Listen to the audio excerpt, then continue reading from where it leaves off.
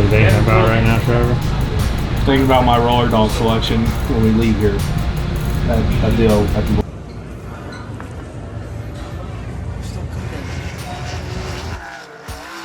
Tell me a little bit about how you and Brett met.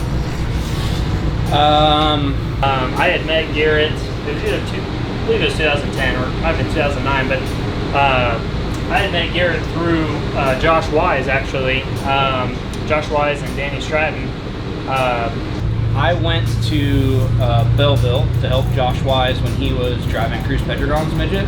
I had known and hung out with Danny Stratton, and he was helping with Cruz Pedregon on their midget program. Okay. And back then, Josh Wise was running for Pedregon, and our good friend of ours, Danny Stratton, was the crew chief, but he'd gotten married. He was on his honeymoon, so he was like the full-time crew chief on that car. Was on his honeymoon, so couldn't go to Belleville, the biggest race of the year.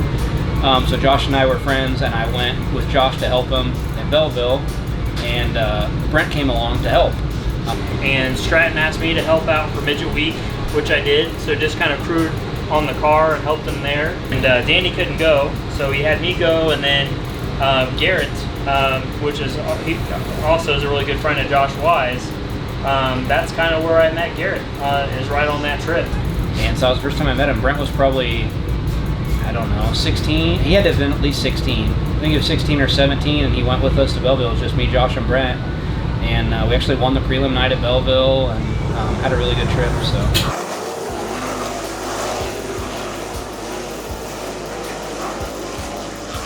Maybe it was the spring of 2010. I, stayed in contact with Garrett, and he started kind of working on my shocks too.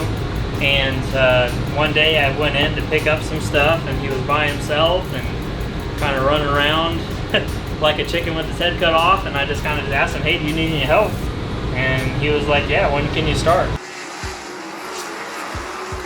And he like, "Ah, if you ever need any help, let me know, And I was like, "Well, actually, like, need some help washing and helping box stuff," and because I was a one-man band.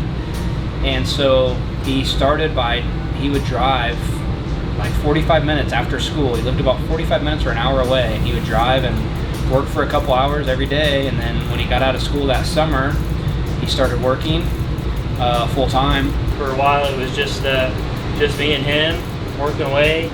That was back, and I think we were just doing rebuilds for AFCO and Penske and JRI stuff. And he worked for us for probably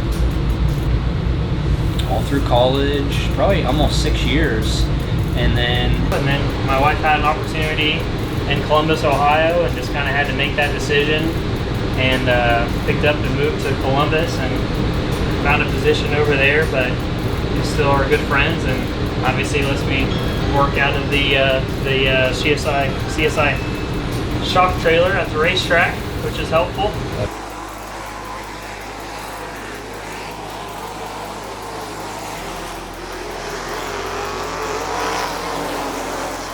He did like a little bit of everything.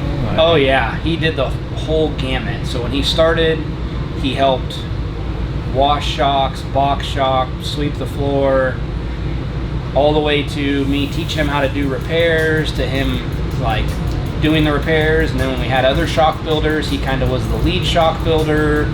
For a while I was a shock builder, and at the same time I was a shock builder, I was also kind of like an IT guru, fix the printers, replace the ink, make sure everything was kind of working in the shop. And then, once we got some more builders on board, he kind of put me into a role of website design. That was a pretty big undertaking at the time for me. I was all self-taught and built out our website over the course of a couple months while I was going to school. And I wasn't going to school for web design. Kind of probably wish I should have, but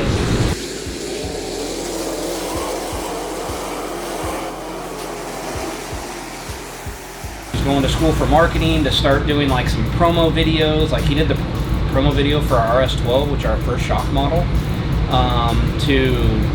He took all the photographs and built our first big website.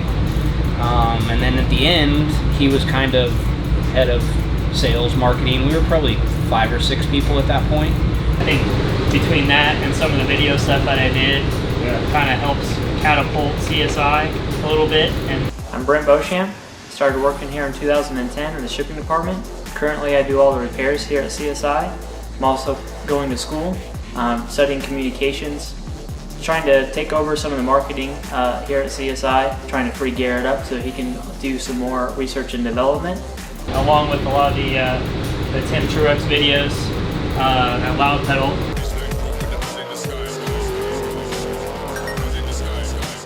I think that really kind of helped put us on the map, just on the social media side.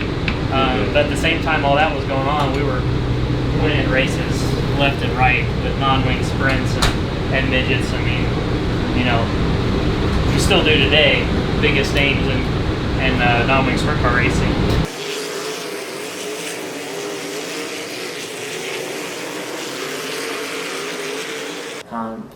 Just a great place, great atmosphere. We're all laid back, we're all racers, and excited to see what the future holds.